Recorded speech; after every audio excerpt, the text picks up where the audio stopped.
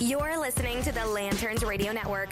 We are the network dedicated to empowering the individual, illuminating the truth, defending American exceptionalism, and inspiring future generations. Stay connected and get involved at lanterns.buzz for great radio. Get commentary and news of the day.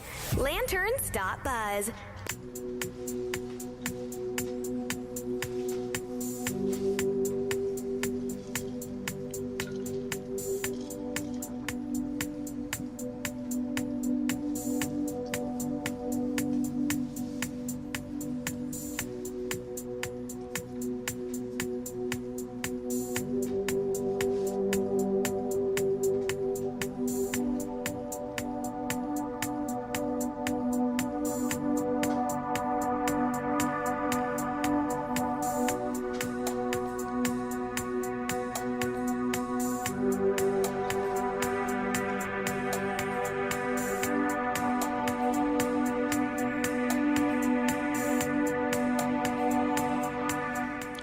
Well, we know what that sound means, and we also know that Thursday means it's another edition of Voice of Reason with Michael Murphy. I appreciate you taking the time to come and listen to a few things I've got to talk about, and I also hope that you pay attention to lanterns.buzz and go over there and check out some of the other great podcasts and live shows that are done there, as well as some of the great articles. There are quite a few contributors and writers over there that we keep trying to get some stuff pumped up pretty frequently. So we hope you're entertained and informed. Now, in my case, I shoot more for inform. Entertainment is secondary as far as I'm concerned.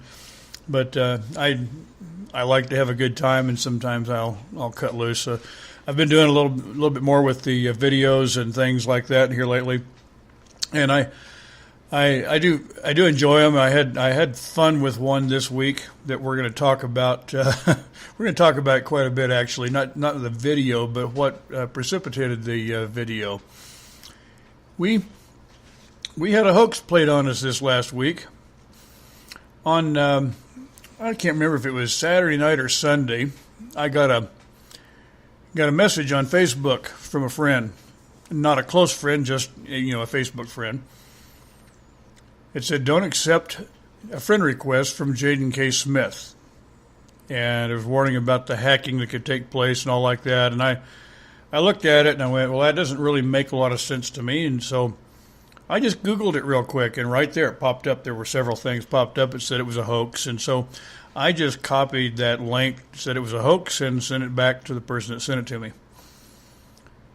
And then it wasn't long before I got another one. And another one. And another, and another, and another.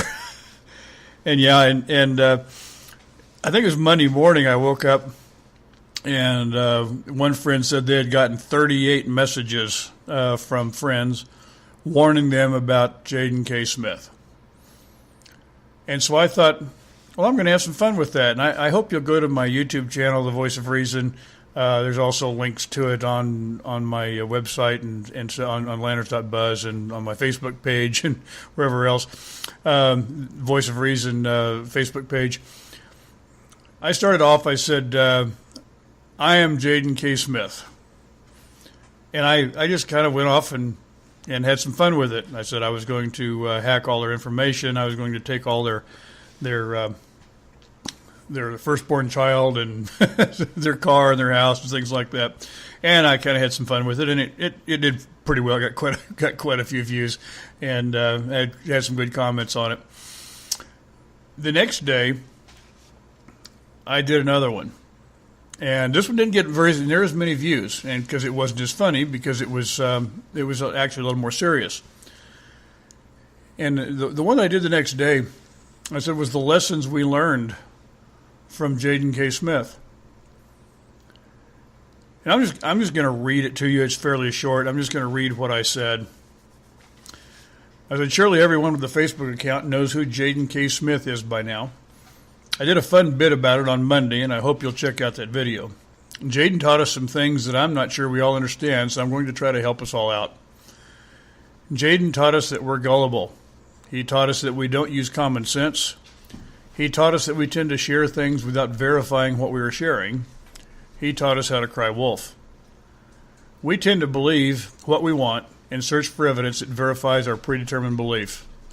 We tend to believe that hackers are out to get our information, steal our identity, so we believe if there's a suggestion of a threat, we believe it. Never mind that it makes no sense that a Facebook friend could access our data. No, not even Jayden K Smith. He also taught us that we were caring people. Millions of people shared the message, worried a friend might be compromised. When I told people it was a hoax, several said, well, then no harm done. Well, not really. Recalling the story of the little boy who cried wolf, if we constantly sound the alarm of danger when there is none, who will listen when the alarm is real? I've tried to be good-natured about this and have some fun, but I also hope we maybe have learned a few things, to be less gullible, to use some common sense, to not cry wolf, and yet continue to be good, caring people who look out for their friends. While Jayden may not have been real, the things he taught us are real. In the future, we should heed the words of President Ronald Reagan and Mikhail Gorbachev, trust but verify. Sound advice. And I really mean all that. I think that we really kind of fell off the edge of the earth with this Jayden K Smith thing. But then I got to thinking about it, and I thought, we've been being fooled for a long time. Why do you think there's fake news? I just want you to stop and think about it. Why is there fake news? We understand that organizations, whether they be internet or whatever like that, to survive have to have some income. And the only way they can make income is through clicks and through sharing and those sorts of things. The Jayden K Smith thing was obviously some kind of a joke that somebody started, but it just took off and took on a life of its own. There's no telling how many millions of times that message was shared. Tens of millions, maybe hundreds of millions, I don't know. We get the same thing in the news. And I'm going to talk about that a little bit more here later, but we get a lot of news. There are a lot of satire sites, and satire sites, there's nothing wrong with it. They're kind of fun, kind of a release. They're entertaining, but we have to understand what they are. They're satire. They're not the truth, and we see those things shared all the time as if they're fact and as if they're real, and we have to understand that there are times when it's not. So it's up to us as an individual, if we're going to tell somebody something or share something, that we should go kind of check it out. I got burned early on with Facebook, seeing a headline that I liked and then reading the article and going, wow, I didn't know that. And so I share it and I send it out. And then somebody sends me a message. They say, hey, did you check this out? Because this isn't true at all. And then I feel like an idiot. And that happened to me a number of times, and it finally sunk in that do not share something until you've gone and verified it. So either verify it and share it. If it can't be verified, then it's probably not true, and I'm not going to share it. And that's just the way it is. As I go back and look and think historically, there have been some great pranksters over the years. I think Mark Twain was one. He pulled off a number of stunts. I was reading the other day about a fella back it was back in the 19th century.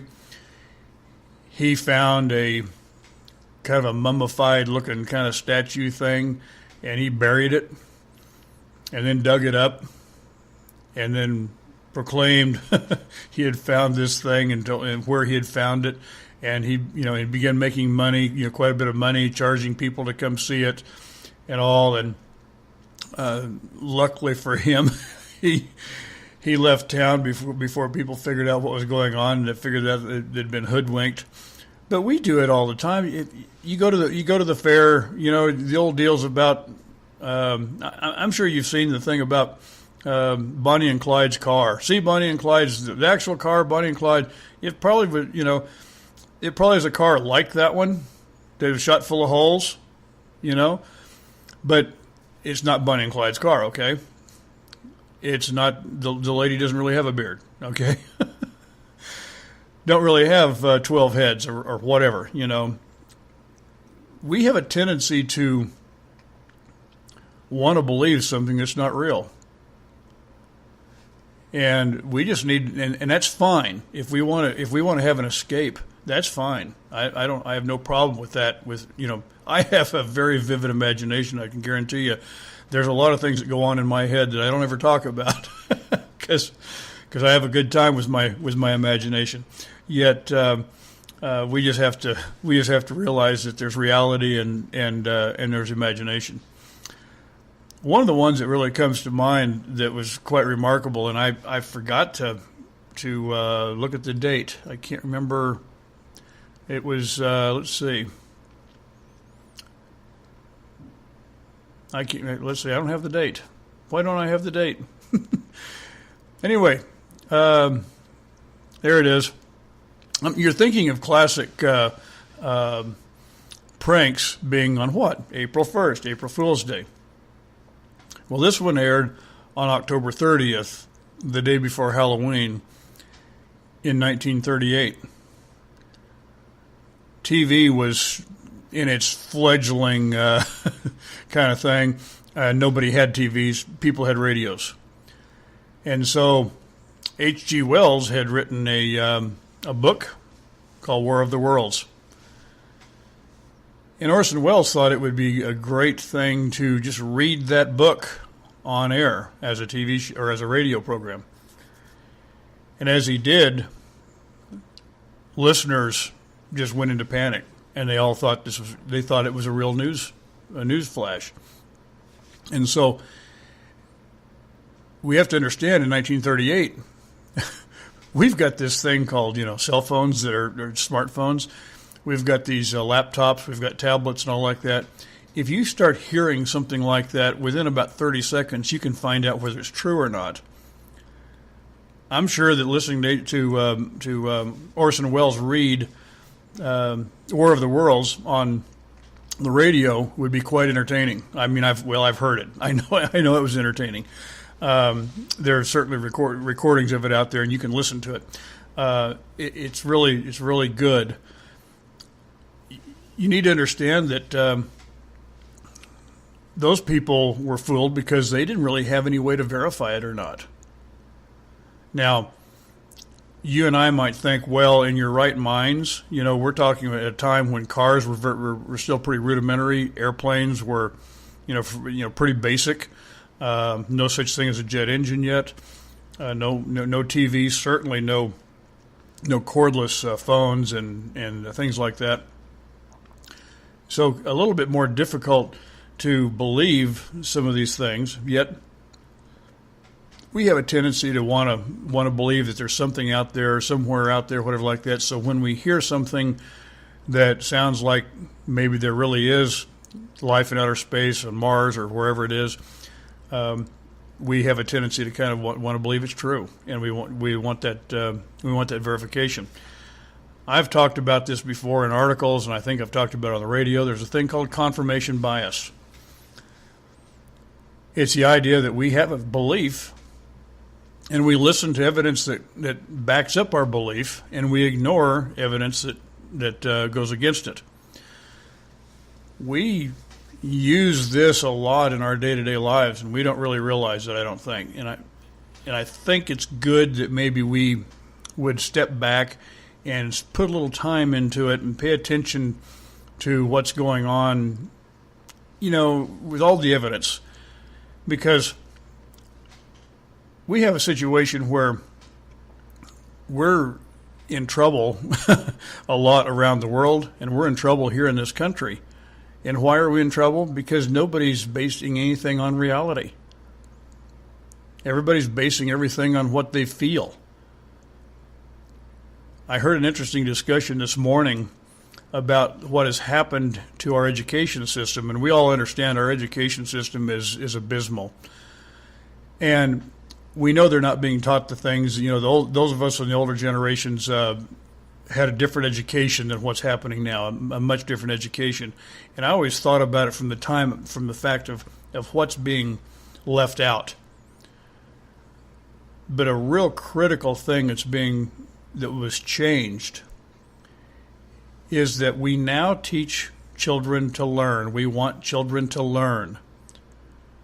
Well, when children are geared to where they learn, they can learn whatever we teach them. Now think about how dangerous that is. Remember what Joe Stalin said about give me a child for about 4 years, and they'll always be a communist because of the things I'll teach them. That's based on learning. That's based on teaching children to learn. You say, well, it's school. They're supposed to learn. Actually, we used to teach children to be critical thinkers. Now, I want you to stop and think about the difference there. Do you want a child to be a thinker or a learner? A learner is just a sponge. A learner just takes in what's around them. A thinker becomes creative. A thinker learns how to analyze. A thinker learns how to figure things out in relation to the evidence, the empirical evidence that's around them. A thinker can look at a situation and say, well, there's a need here. There's whether it's talking about society or community or whatever, you can say, well, there's a need here, and they can think about how to figure it out, how to solve that need. A learner doesn't have a tendency to be able to do that. Anyway, just kind of some food for thought there. We're gonna move on with this here in a little bit, but it's time for a short break, and I'm going to take that short break and get a little drink, and we'll be back with you shortly.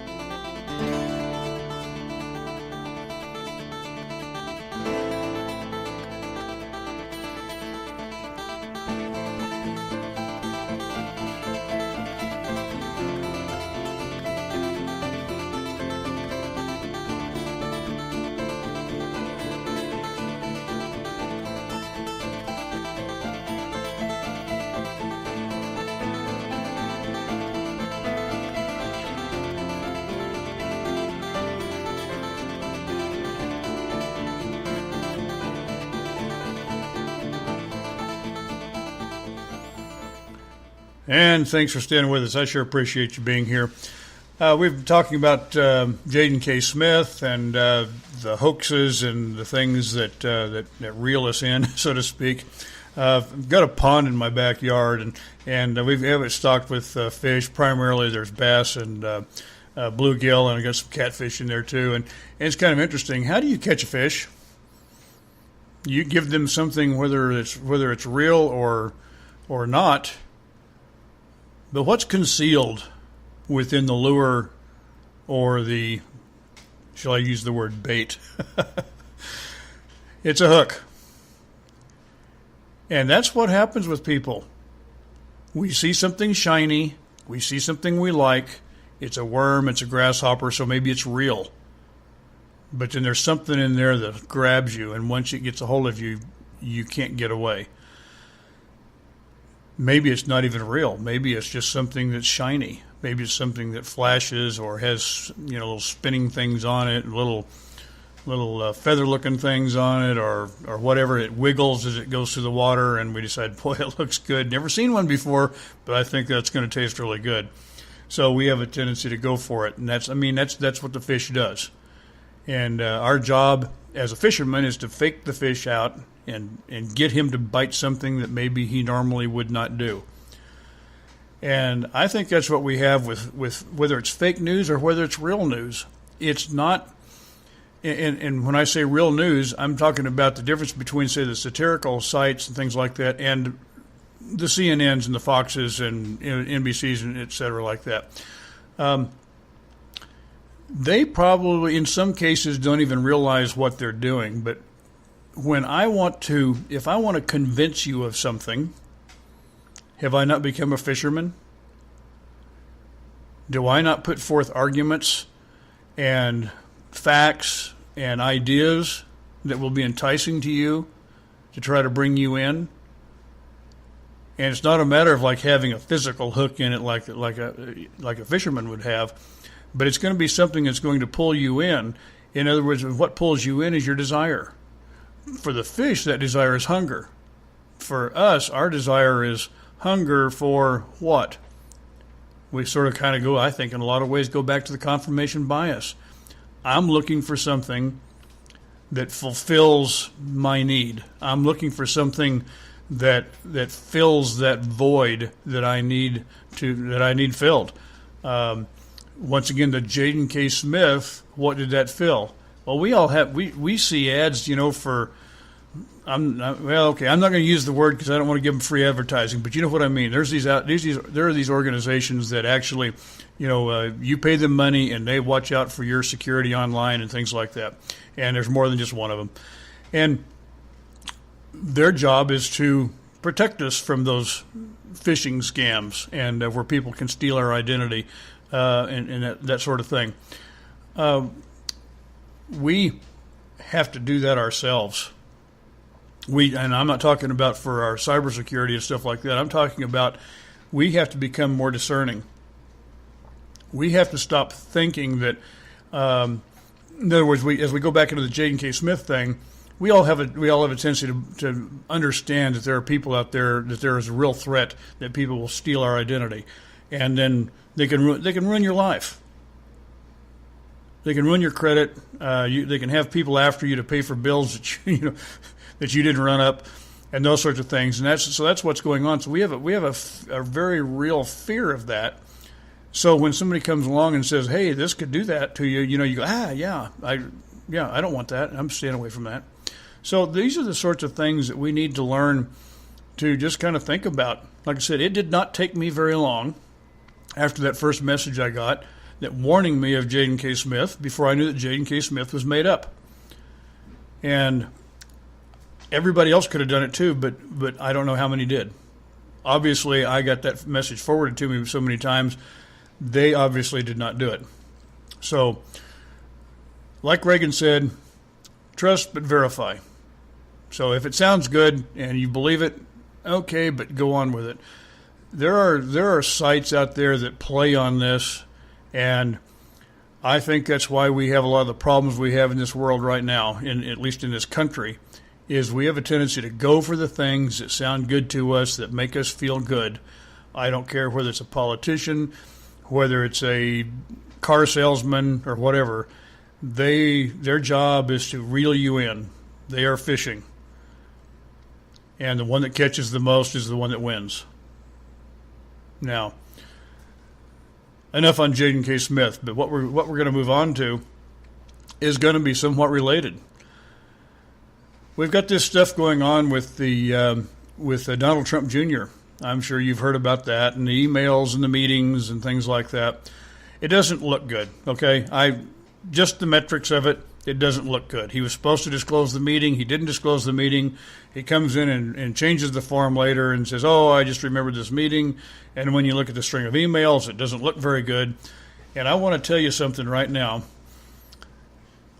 If you look at both sides of the coin, I mean legitimately, you step back. I don't care whether you like Trump or whether you hate Trump.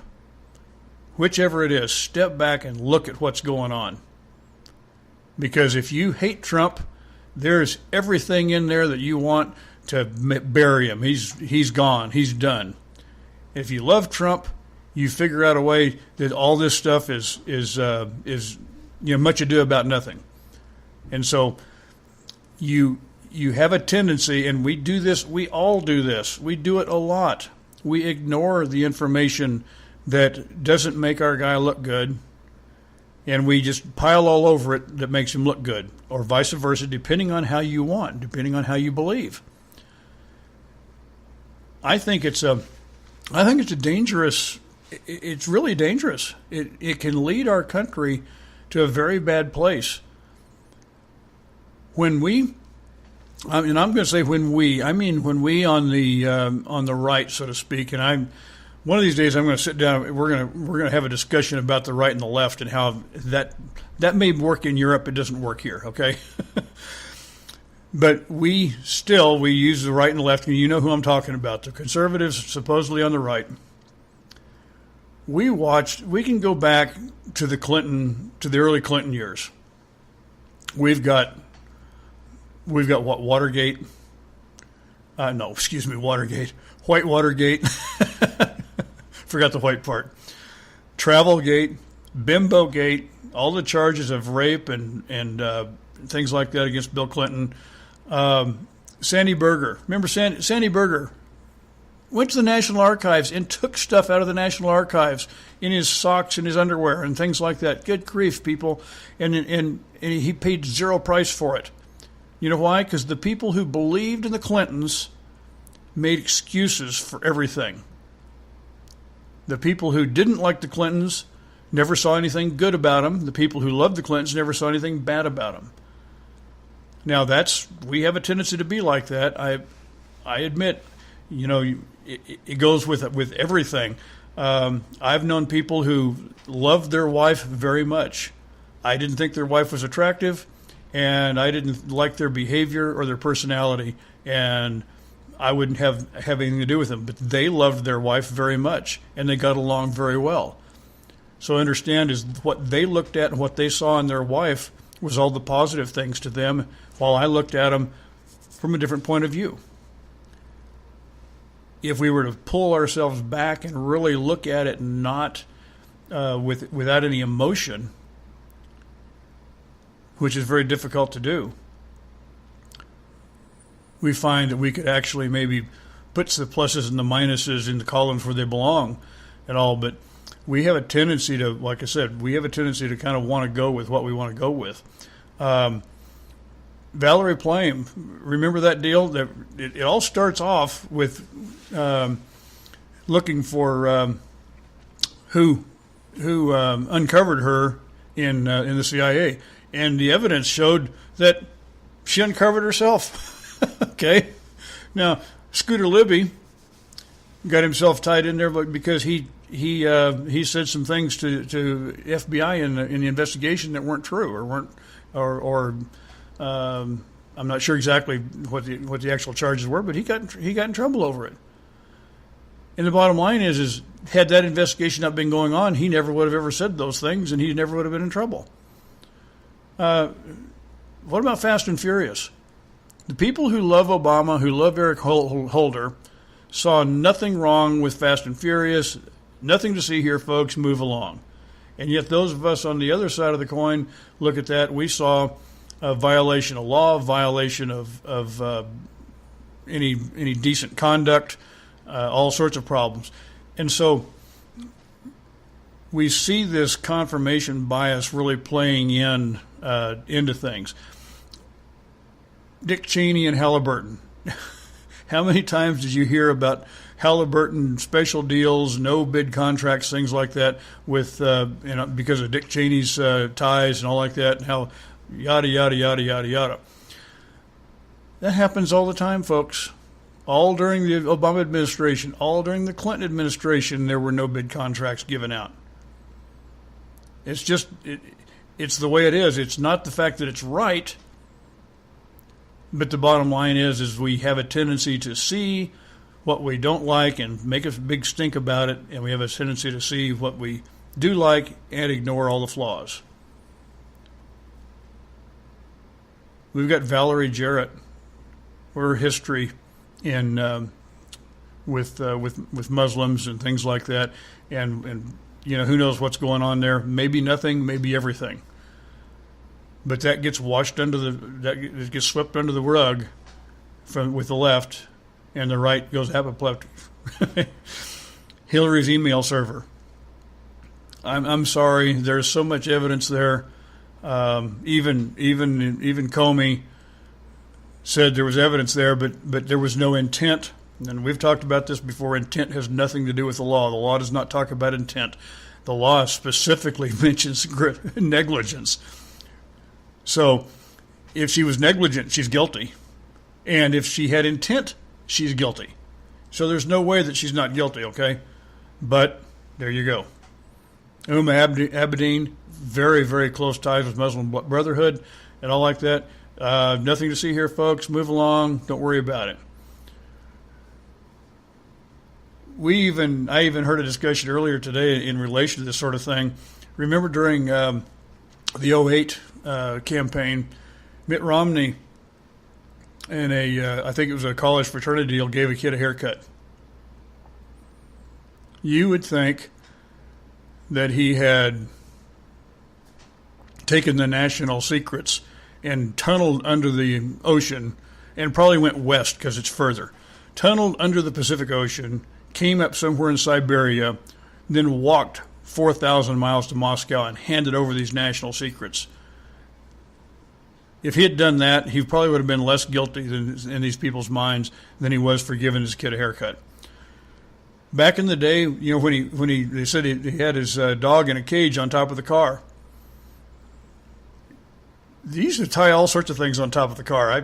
Does anybody remember the original Vacation movie? They tied Grandma on top of the car, for crying out loud. Okay, that was a movie. But the bottom line is I, as a child back then, rode in the back of pickups for long distances. You did that because the pickup is the vehicle that you had. You had mom and dad, or in my case, it was grandma and grandpa, and the grandkids are sitting in the back of the pickup. And we knew not to get up and jump out and fall on our head. We sat down back there and talked and let the wind blow our hair around, and that's the way it was. But you would think that he was the worst person on the face of the earth for that. And all is because they didn't like Mitt Romney's policies and his ideals. And so whatever it takes to bring him down is what it takes. And so these are the sorts of things that we just have to kind of sit back and think about and realize that people look at the world differently. And we have to learn, I think, to take a look at look at the facts and stop looking at them through tinted glasses and look at reality.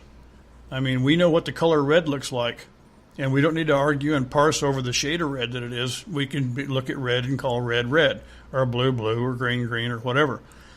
We need to learn to do that with people. I think we have a serious problem in this country of deciding we like somebody or not liking somebody, and once again, the confirmation bias comes in, and there you go. That person either can do no right or can do no wrong. And if I call out a fault of somebody that you like, I'm a dirtbag, and there's no way I could be right. What we have to understand is that nobody's perfect, and maybe we should be able to hold people accountable without being vilified and drug into the dirt. We're going to take a break, pay some bills, and we'll be back here in a couple minutes. You're listening to the Lanterns Radio Network.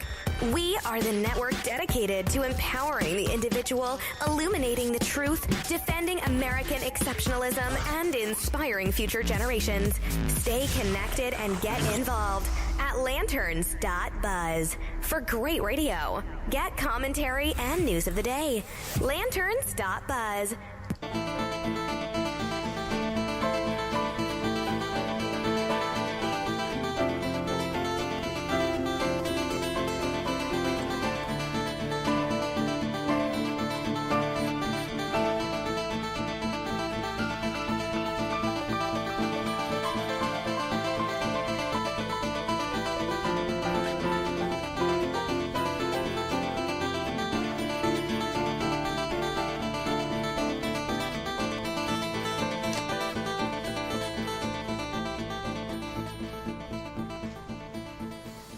Okay, and we're back. I appreciate you staying with us, and once again, always glad to have you here for either for the broadcast hour or to download it and listen to it as a podcast. We really appreciate you coming in here.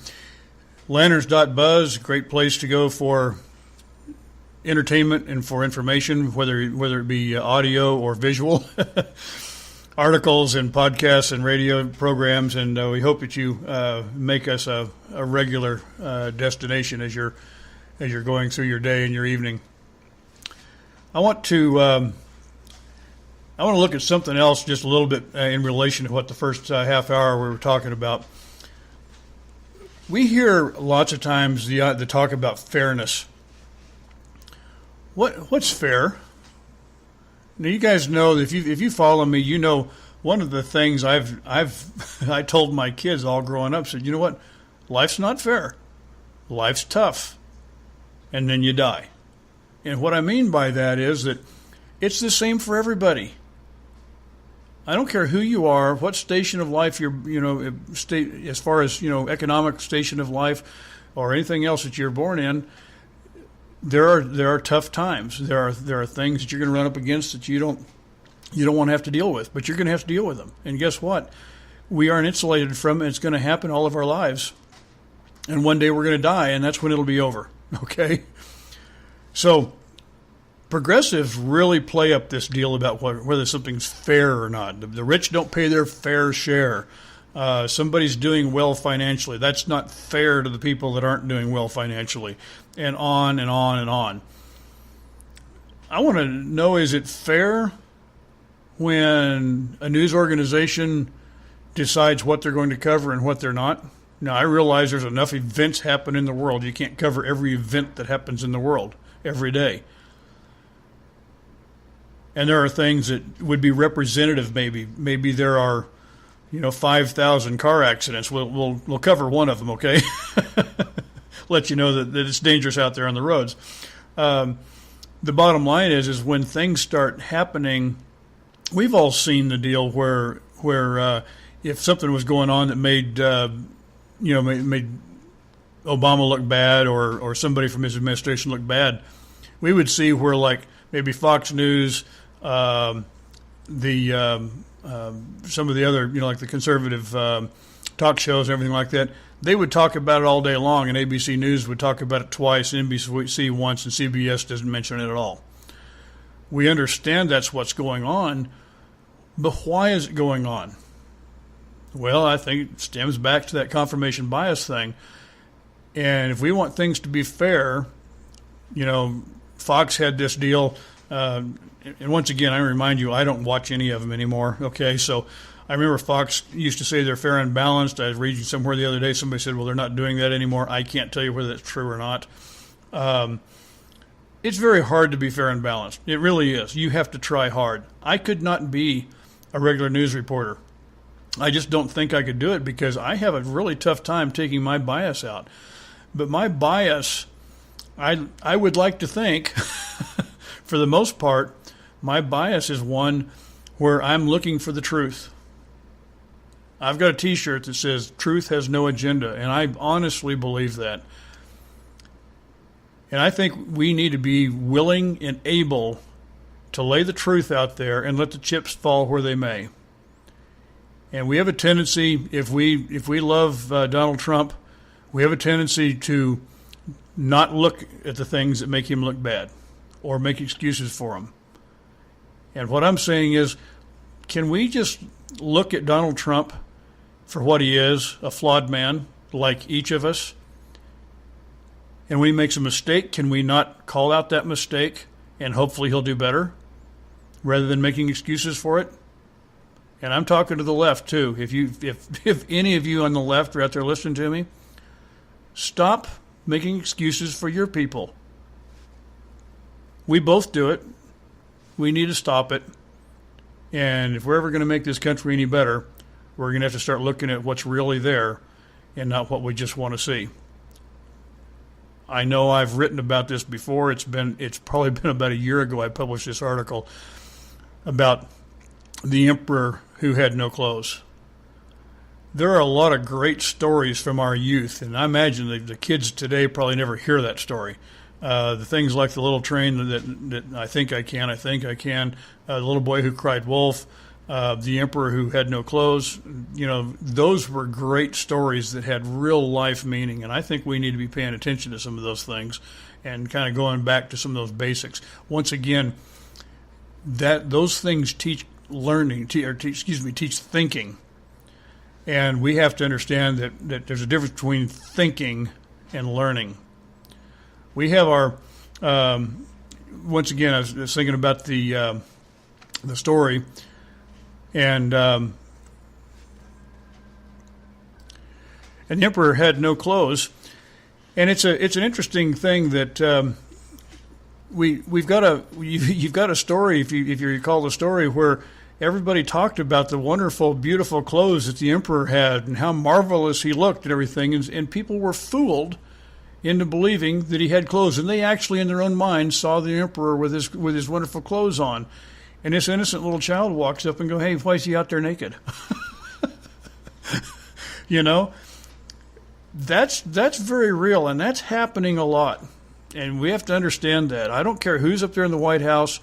I still hear people. I like Ted Cruz, but I still hear people say, "Well, Ted Cruz would be, absolutely perfect." No, he wouldn't. Ted Cruz would not be perfect. Ted Cruz would be another flawed man. His flaws would be different, maybe. Okay, so we have to understand that these sort of things, the only way that can change is through us.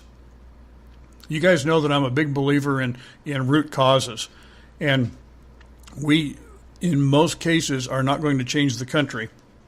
We're not going to change the state. We're not going to change our community, but we can change us. And if enough of us change us, then the rest of it will fall in place. Okay, that's enough on that. I spent quite a bit of time on that. I'm going to go on to kind of some things in the news. I read an article. Kate's Law passed here recently, and of course we know Kate's Law is the deal about the illegal that got a gun and fired a shot and killed a beautiful young woman, and got a lot of attention. San Francisco, of course, being a sanctuary city, he had been deported, and he was a criminal, and he was ignored. Well, his attorney said that the blame for that shooting is on the gun. And, of course, that's what progressives believe. I guess that gun just jumped up and just of its own free will just fired a round off. And anyway, in his information he put forth, he says it was a Sig Sauer, I believe 40 caliber. I've got a couple of Sigs. I had a couple of Sigs before they were lost in that terrible fire and boating accident.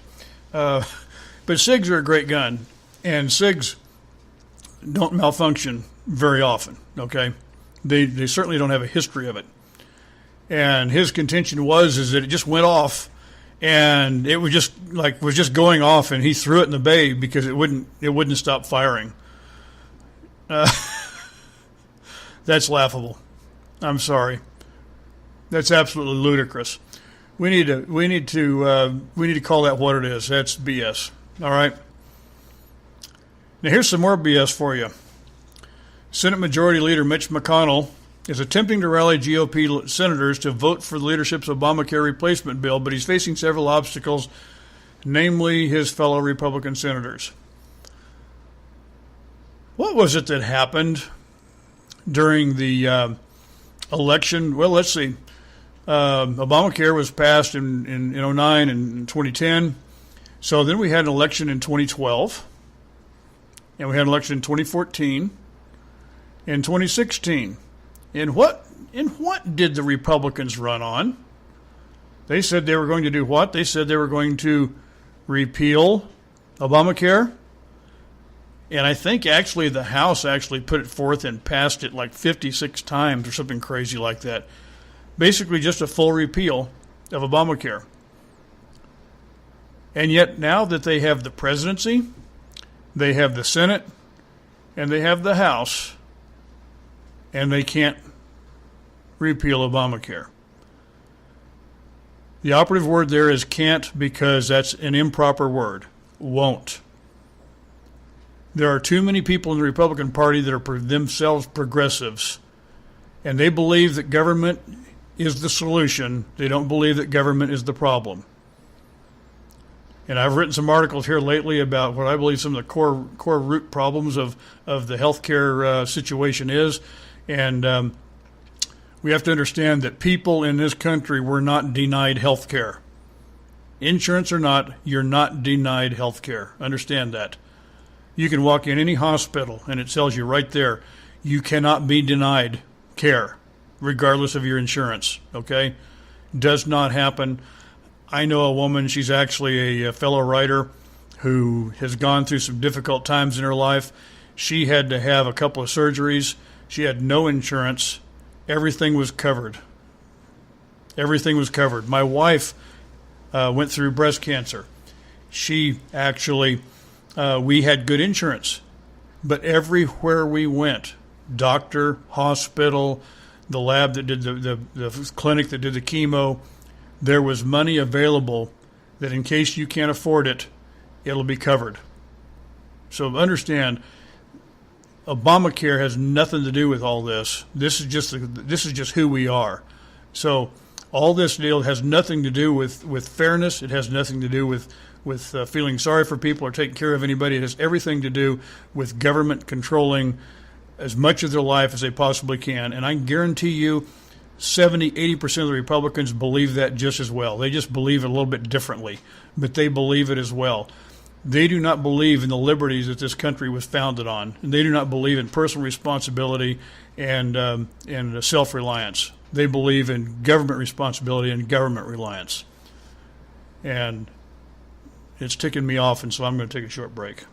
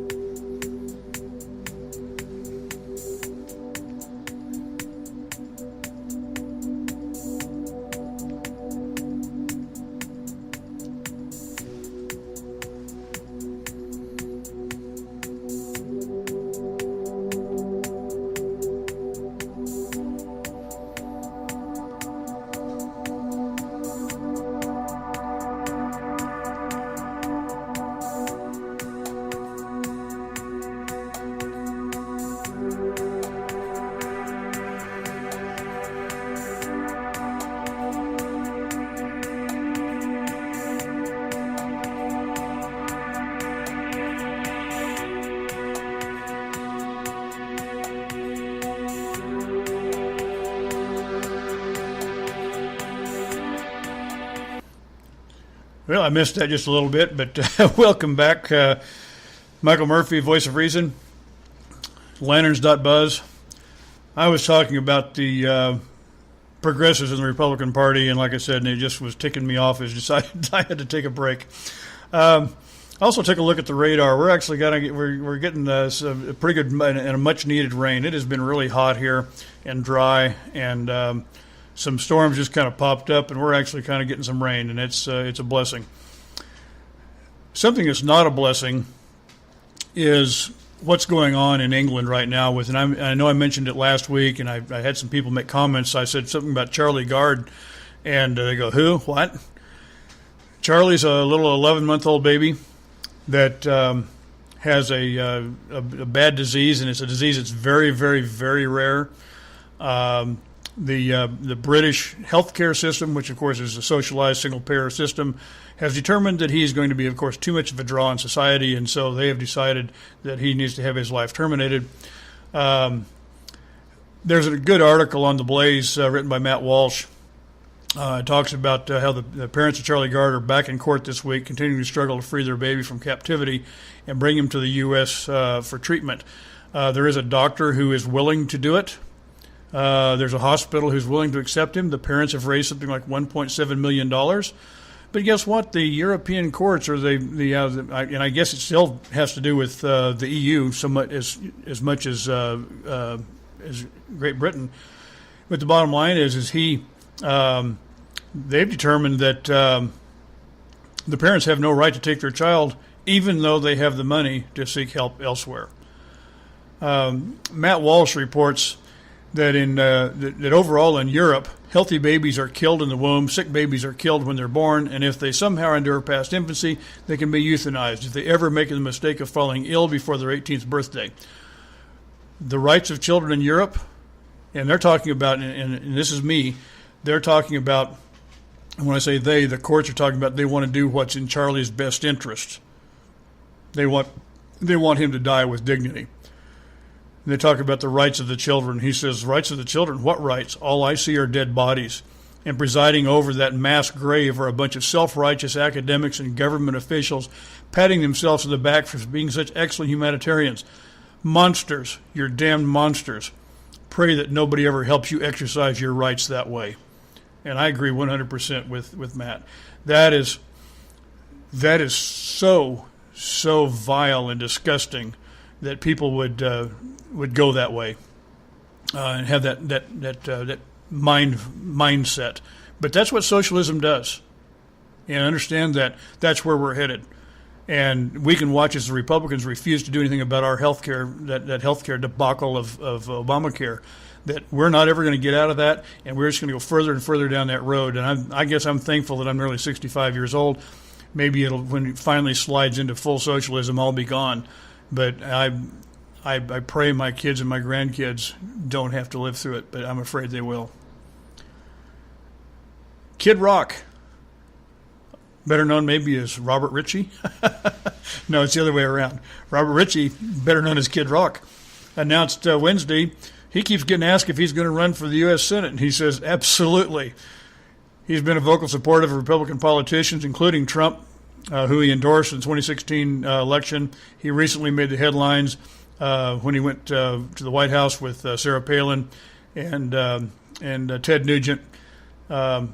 Anyway, he's going to run, evidently, for Debbie Stabenauer's seat that she has held since 2001. Florida congressman proposes a taxpayer pension disclosure act. This is something that there's a lot of these things that we don't even understand exist. But understand that Ron DeSantis, a Republican from Florida, he says, there needs to be some transparency in government pensions. Right now, it is illegal. We have no way of knowing as people and taxpayers how much money is paid in pensions to government retirees. And so he's putting forth legislation that's going to open that up and make that available to people. He said federal courts have consistently ruled that disclosing federal pension amounts of retired congressional representatives and senators violates privacy rights. I'm sorry. You work for the government. Privacy means private. You are a public employee. That's different. Okay? North Korea. And what can I say about North Korea? North Korea, I mentioned last week, they for our 4th of July, they sent an intercontinental ballistic missile into the air on a test. That's a tough situation, and that just continues. Iran, I want you to understand, we've got a lot of stuff going on over there in the Middle East. And we keep hearing about all the victories against ISIS, and everybody goes, yeah, everybody's feeling really good. Okay, ISIS is being defeated, and we're sending them scurrying around.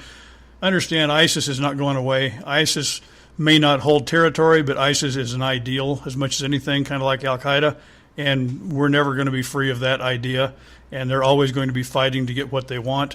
We also have to understand the difference in the Muslim sects over there, the Shia and the Sunni. ISIS is Sunni. And so they don't like the Shia, which is Iran. Iran believes very deeply in a thing called the Iranian Crescent, and that is basically the same kind of territory as the Levant, as in ISIL, the area from Iran all the way over to the Mediterranean, which of course includes Jerusalem and Israel. So understand that that's an ongoing problem over there. Don't start celebrating because ISIS is being defeated. It's a difficult situation that we're in this world. We've got economic situations that can be creeping up on us.